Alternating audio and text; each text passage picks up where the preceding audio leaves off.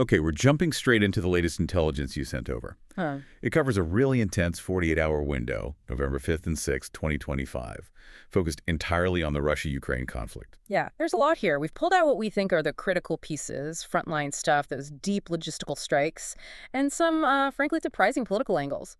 We want to give you the quick take on what really matters right now. You are watching Robert and Sarah's Warfront Analysis. Subscribe for daily updates.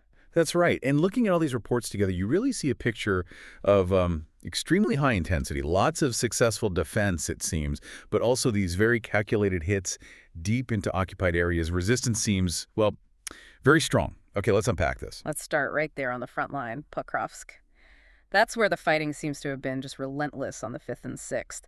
But the Ukrainian military reports sound quite positive, or at least firm. They do. The general staff updates are quite specific. They talk about strengthening defenses around Pokrovsk, blocking Russian advances. They're not just, holding on. Blocking advances, okay. Yeah, and critically, they push back hard against any idea of encirclement. They were very clear. Their troops hold the city, and they're actually counterattacking in places. And there was that footage, right, showing Ukrainian assault troops actually clearing a building. That sounds pretty tangible. Exactly. That specific operation, clearing that building of Russian forces, it gives you a ground-level view. It's not just lines on a map. It's actual contested space being fought over, and in this case, seemingly retaken. But amidst the military action, the civilian situation sounds dire. Evacuation's almost impossible now. That's the grim reality highlighted in the sources. Evacuation is incredibly difficult, dangerous, and the reports mention the number of civilians still trapped there. It just underscores the terrible human cost of this kind of prolonged urban battle.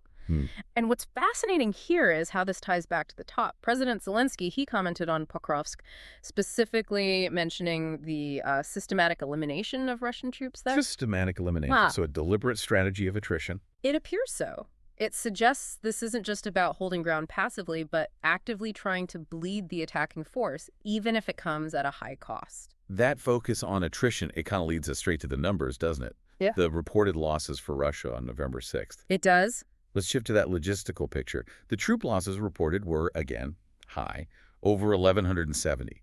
But the equipment number that jumped out at me was 172 UAVs lost. That seems huge. It is huge. 172 drones in just 2 days. That tells you a couple of things. One, the sheer scale of drone usage by both sides for reconnaissance, for targeting, it's massive. Right. And two, it probably speaks to, well, increasingly effective countermeasures, electronic warfare, short-range air defenses.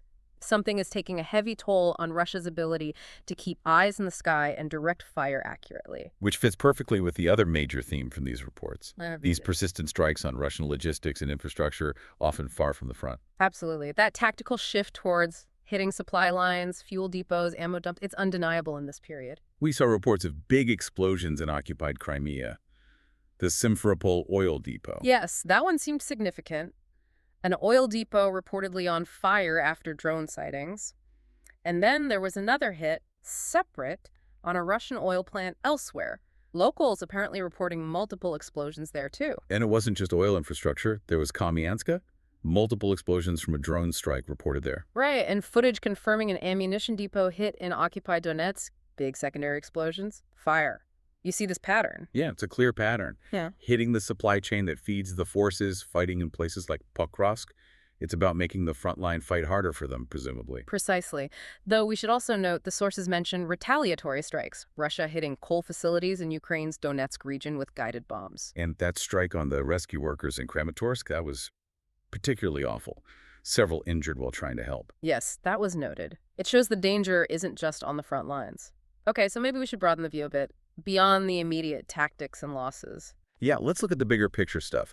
Political, diplomatic, even legal aspects that came up in the sources. Well, if we connect this to the bigger picture, the scale of alleged war crimes is just staggering. The figure cited was nearly 200,000 incidents reported since the full-scale invasion began. 200,000. That number.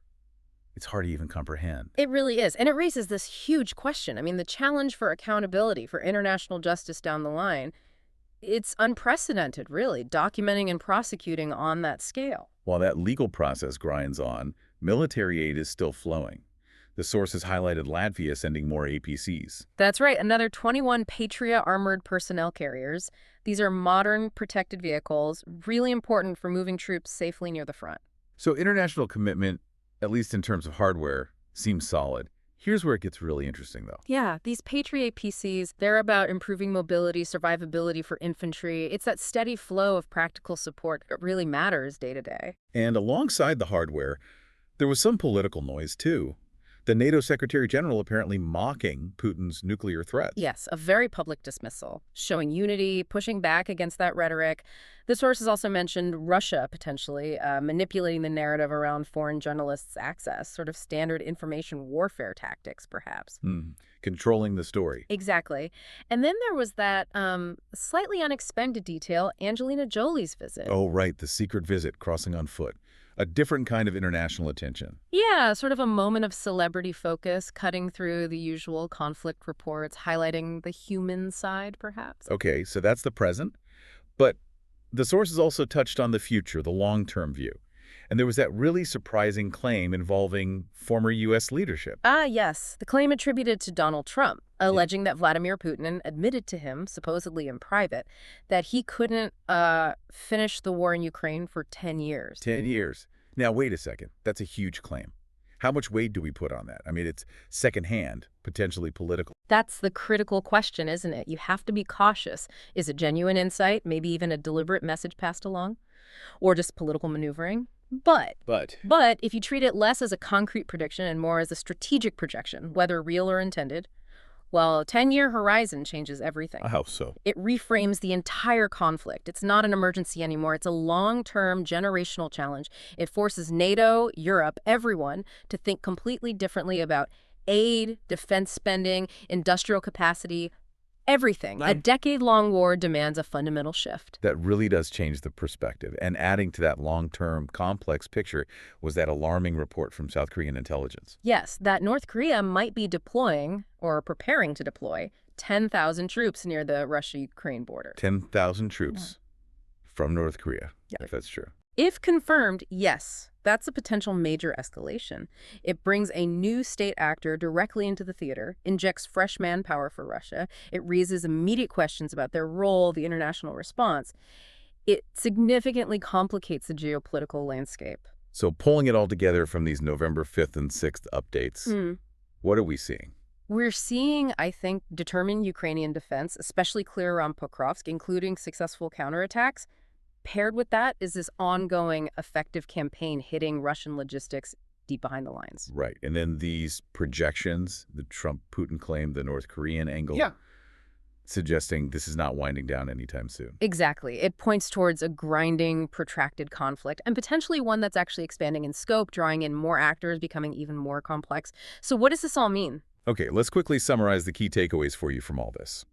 The report strongly suggests Ukraine's resistance is holding firm on critical front lines. Meanwhile, those strikes on Russian logistics, fuel, ammo depots across occupied areas are clearly succeeding and putting pressure on their rear support. And maybe most importantly, the signals, both from the fighting itself and these political claims, point to a conflict that's far from over, potentially lasting, well, maybe a decade or even more. So thinking about that, given the clear success they seem to be having with these deep strikes hitting Crimea, the oil plants, and knowing that new equipment like those Latvian APCs is arriving to help on the front, here's a question. How should Ukraine prioritize right now? Is it better to put maximum effort into just holding every inch of ground, like in Pokrovsk? Or does it make more sense strategically to double down on degrading that Russian logistical chain further back, even if the front line moves a bit, to make the war unsustainable for Russia in the long run? What stands out to you? That's the tough strategic question, isn't it? Thank you for sharing that stack of sources with us for this analysis. We'll definitely keep tracking these developments as more information comes in.